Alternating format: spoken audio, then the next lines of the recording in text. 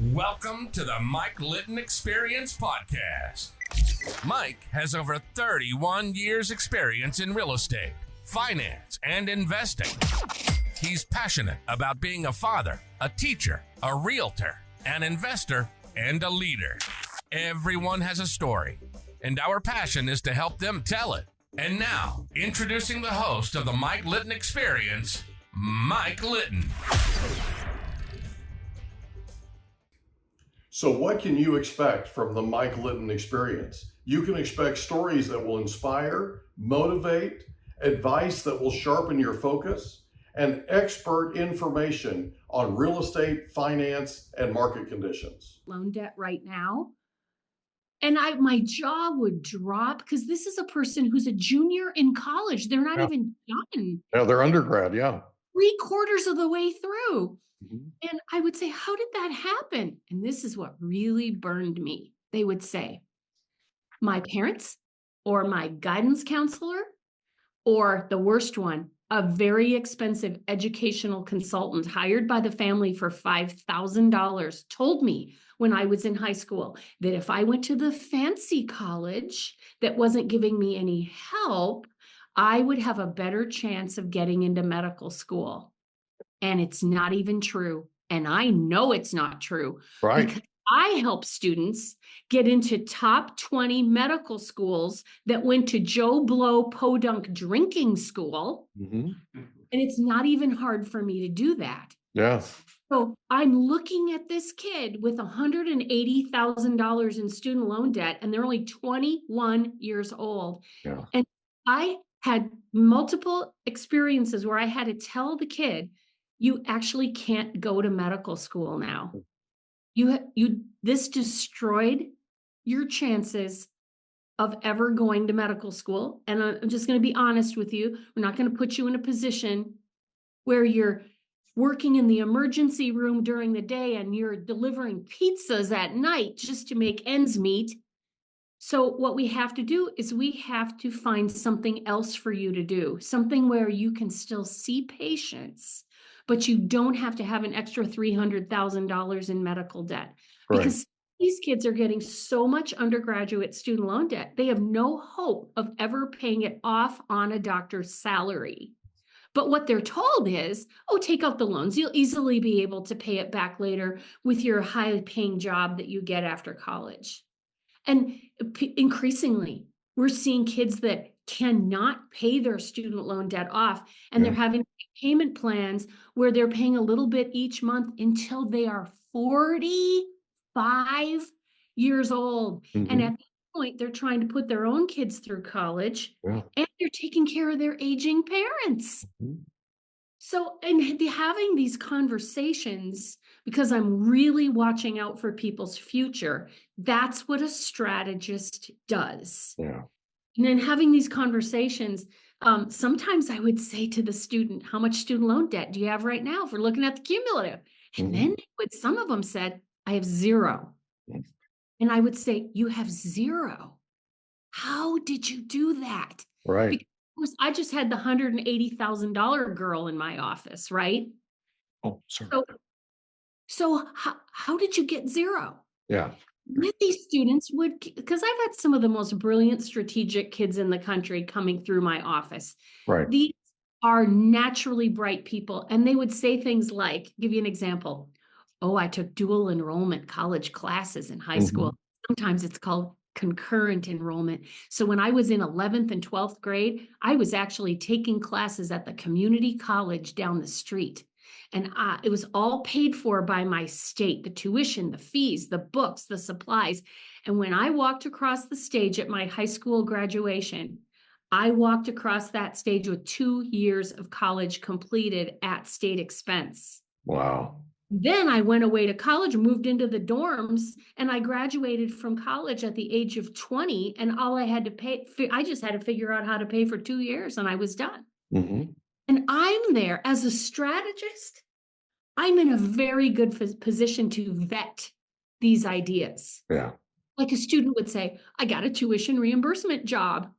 I worked in the Apple Genius Bar. Mm-hmm. I'm paycheck, and then Apple is giving me $5,000 a year towards my college tuition. Hmm. And I did it every year. So I got $20,000 from Apple. That helped me out a lot.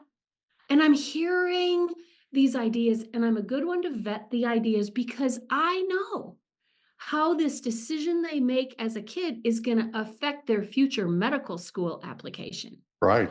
I can look at the ideas and say, that's a brilliant idea. That will work. That's excellent. That's terrible. Don't do that. Yeah. I'm able to vet this. And so I gained all this knowledge. These kids would give me an idea. I'd scribble it on a piece of paper and stuff it in a desk drawer. Mm-hmm. And then the day came where so many people were asking me for debt-free college ideas. People would just hear about me, a friend of a friend of a friend, call me up. Can you talk to me? I've got these kids. They're in 10th grade. I desperately need your help. And again, I started to get overworked. I started to get sick. My husband said, you cannot be helping all these people. I was getting a massage one time. The massage therapist was a single mother. So she's digging her thumbs into my back and telling me about her kid. And I go, okay, here's a couple ideas. And you're half asleep on the massage table. She told me later her daughter got $90,000 in free money for college just based on what I told her half asleep on the massage table. That's awesome. That's awesome. That's a big accomplishment. So and I have to say this, I really specialize in helping kids get through college debt-free without scholarships. Mm-hmm. I am not about applying for scholarships. It's about other easier, more low-hanging fruit strategies for getting college paid for. Right. Like somebody rather take dual enrollment college classes in high school and have them count for college credit, high school credit at the same time. Right. Does sound like fun, or would you rather fill out a bunch of scholarship applications? Right. Exactly. So I always say I help people do it without scholarships, but often parents follow me. They get really excited about debt-free college, and then the kids start to catch on fire. And then the kids say, what can I do? And then I say to the kids, well, you could apply for 10 scholarships every single year, starting in 8th grade and going all the way through middle school, all the way through high school, all the way through college. Hey, I'll teach you using strategic communication. I'll teach you how to write one scholarship application essay that you can use over and over again. And Cool. It's so easy to apply for 10. You can do it in one afternoon. Yeah, you copy and paste.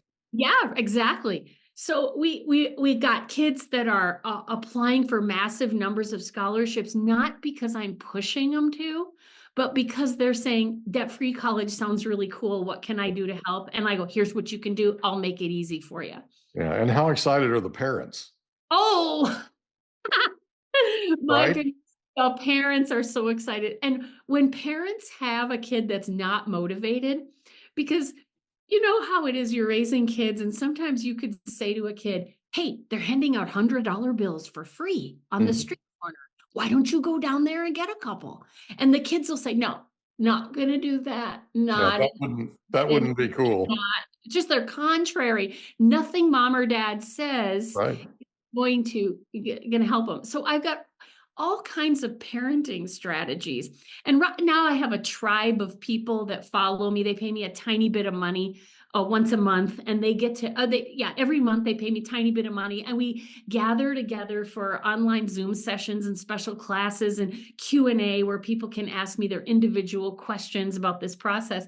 Anyway, people ask me parenting questions like, what do I do about this kid? Yeah. And a lot of my ideas come from the Love and Logic Institute in Golden, Colorado. They're fabulous. 1-800-LOVE-LOGIC or loveandlogic.com. I just love them so much. And one idea is to give kids an allowance. Mm-hmm. An allowance, and you say, here you go. Take this money and pay all your own clothes and your shoes and your football fees and your eyeglasses and your school lunches. And don't worry if you run out of money before the end of the month. It's all right. We've got peanut butter, we've got jelly bread, we've got paper bags. And you let kids experience poverty by not giving them all the money they need. Right. And I like to say, you're creating the Great Depression in your own home. Yeah. And Yeah. these But kids, they're understanding the value of money, right? yeah, And they're oh, understanding how to keep it extended. And that yeah. puts them in a place to where they're looking at it and going, oh wow, you know what? The debt-free college thing might work. That's Yes. more appealing to them. Right. These kids have to learn how to stretch a dollar until it screams. They Right. come home and they say, Mom, did you know that there is a store and it's called the Goodwill? Yeah. And they have exactly the same shirts that I'm buying for back to school, but they're only $2. But here's what I'm going to do. I'm bringing grandma in there on Friday because it's Senior Citizens Day. And she is going to go up to the counter with all my shirts. And then she's going to put out her ID and I'm going to put out my debit card and I'm going to pay for all the shirts. And grandma just thinks it's absolutely hilarious that she gets invited to the Goodwill. Right. Well, these kids, parents follow this strategy and they love it because you don't have to be wrestling with kids about financial decisions. When they come home and ask the stupid question, can I buy $300 shoes? Then you just say, sounds awesome. Yeah. Sounds great. If you can afford it, I'm all for it. I'd like to borrow them. They look really cool. Well, parents who do this have poverty-stricken kids. So if the kid's unmotivated, the parent can say, oh no, you need money for prom tickets and you don't have any money and you're out of money for the month. Tell you what, I would pay you $50 for every scholarship application you fill out in a quality manner. And where is the parent going to get this $50? Well, they're the smartest person in the world. They tucked it away in their back pocket because they didn't give the kid all the money that she's going to need for shoes and clothes and soccer fees and all the other things that she needs to make teenage life work. So Yeah. you'll find these kids, they're sitting home on a Saturday afternoon filling out one scholarship application after another, and they think they're putting one over on their parents. Mhm. $50 for one and another and another. And these kids will also be the first ones to run out and get jobs. And that's really important because part-time jobs build professional confidence. Totally. So what's the number one thing you learned writing the book Launch? Funny, someone asked me that last night in one of we call it Jeannie Burlowski's tribe, where we're working with people on Zoom meetings once a month. And someone said, what are your two biggest things? If you had to you met someone on the subway, you had only about 15 minutes to talk. Two biggest things that I advocate, and there's a whole giant buffet of things. Oh, sure. In some states, they can't do dual enrollment. It's just not allowed. So we have to have lots of different strategies so people can pick and choose like you would at a sumptuous buffet brunch. Sure. So two big things I'm adamant about. Number one, I want students taking dual enrollment college classes in high school, if at all possible. AP is not the same thing. Yeah. Revered magazine, The Atlantic, said that AP classes are a scam and AP students are being suckered. Yeah. And what they tell students is do well on the test at the end and you'll get free college credit. Well, fewer than 50% of students actually get that promised college credit. Right. Full enrollment, though, you're taking real college classes for real college credit. It is highly transferable. That really transfers. Yeah, exactly. Oh, so that's a big thing I want people to really look at. And in the book Launch, all the chapters are set up in a step-by-step way. So there's a chapter called Prior to 7th grade. Mhm. There's a chapter called May of 8th grade. There's a chapter called September of 9th grade. And people kind of read a chapter every month as their kids are growing up. And you can jump in at any time. If you don't find the book until your kid's in 11th grade, totally fine. You don't have to worry that you didn't do steps start from grades 7 through 11, but people want to get it as soon as they possibly can. Well, I'm starting people thinking about dual enrollment before their kids even hit 9th grade. Yeah. So they're doing the research, they know what's there, they are prepared with the right language to go into the school and say to the school, I have a printout from my state's Department of Education website. I know this is legal and the state will pay for it. So don't try to talk me out of this. Right. Because the school district doesn't like dual enrollment because the money goes to the college instead of the school district. Right. They think it's a takeaway. Exactly. I equip the parents with everything to say, everything to do, and I do it so early that they're really, really well prepared. And then if they're coming to my tribe meetings, we're on Zoom, we're talking about this, they're hearing other parents talking about how this is working for them. So that is one, dual enrollment. Here's the second one. This is absolutely huge. This made the most tremendous life change in my own kids' lives. Mm-hmm. I didn't come up with these ideas because of my own kids. I came up with these ideas 20 years before I had children because of my clients. That's the place where I got the ideas. But the biggest thing is probably 3 career assessments in January of 10th grade or as soon as possible after that. And I am not talking about those career assessments that they give you, quote unquote, career assessments at the high school when you're in 10th grade. Those are notoriously inaccurate. Kids hate them. They frequently come back and tell a kid who's obviously interested and gifted in STEM, they'll say, you should be a lumberjack or you should be a bartender. Unreal. They're so far off, it's laughable. Yeah. But I want students to take the real gold standard Myers-Briggs type indicator, the strong interest inventory, and converge those results. I want people taking the Clifton Strengths Assessment, which is sometimes called Strengths Finder 2.0. And then I don't do this, I refer out for it, but you converge those. Mm-hmm. Look at the sweet spot where your personality type is intersecting with your interests and with your top 5 strengths based on Gallup research. And kids are able to look at that as soon as 10th grade and say, I think I'd like to be a financial advisor that helps ordinary parents plan for their retirement. Yeah. Or they might say, I think I'd really like to be an electrician and I'd like to wire big office buildings, or I'd like to be an air traffic controller, or a host of other things. And students who clarified the bullseye in this way are able to go like an arrow straight toward a bullseye, straight through, not one wasted dollar, not one wasted class. They get up in the morning, they go to class, they study hard. Why? Because they have a sense of purpose. Yeah. It's one of your most important pieces of advice is clarifying that, get it specific, right? So you know that you're hitting the target. Right. And hey, you're in 10th grade. No, you're not too young to job shadow. Yeah. Use your mom and dad's LinkedIn network. And if you think that you want to be a neurosurgeon, call someone you don't even know that's a neurosurgeon and say, I'd like to come in and job shadow you. I'll just follow. I got some time during the summer. Can I follow you around every day for a week? And then you're writing down what you see, what you experience.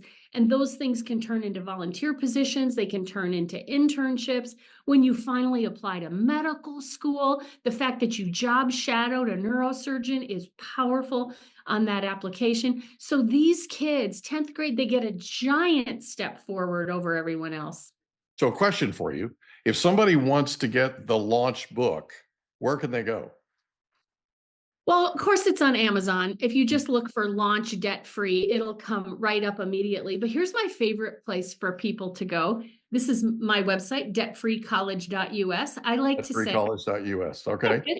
In 30 seconds and find one thing to be curious about. Yeah. And the key thing right at the top is in a giant big red box, could not be more obvious. I've got free 10-minute video training based on your kid's age. Gotcha. So if you've got a kid 7th or 8th grade, you get me on a little 10-minute video saying, okay, here's your first step. Yeah. This is exactly what you do. It's only 10 minutes. It's really easy and it starts you on the path and it does direct you where to go to get the book. Perfect. And if people want to hire you, do they go to debtfreecollege.us? Debtfreecollege.us has every single thing there on one page that you scroll through. It's pretty, It's fast and easy to read. But, I only have so many hours available for consulting. Yeah. So I really don't want to help your kid apply to Yale. Yeah. I don't even think Ivy League colleges are necessary. I think they can be soul crushing for kids.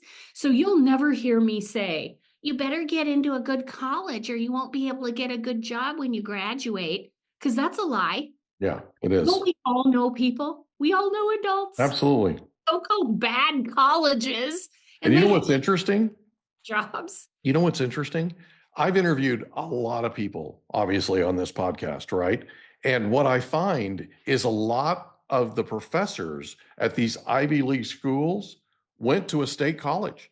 They went to a college that you've never heard of before. Yeah. What's that about? They're now teaching your kids who are in the right. I mean, come on, right?